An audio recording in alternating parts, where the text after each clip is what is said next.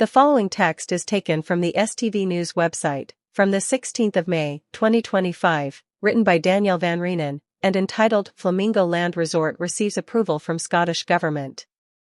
The resort on the shores of Loch Lomond has been described as a world-class holiday village, and garish and completely inappropriate.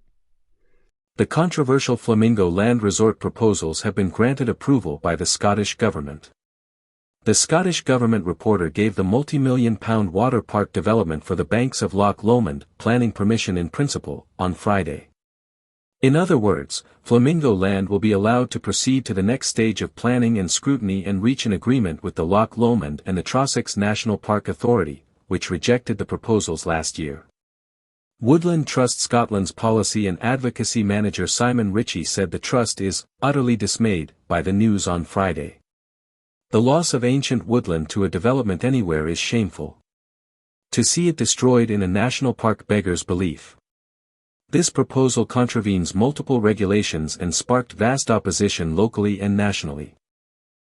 We are extremely disappointed by the reporter's decision that this inappropriate development should go ahead, with the loss of irreplaceable ancient woodland.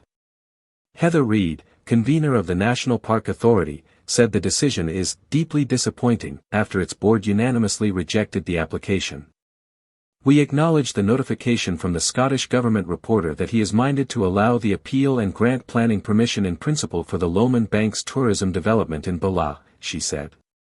We stand by the reasons for the board's unanimous decision to refuse this planning application, and it is deeply disappointing that the reporter has taken a different view. We will now take some time to go through the report and to understand its implications.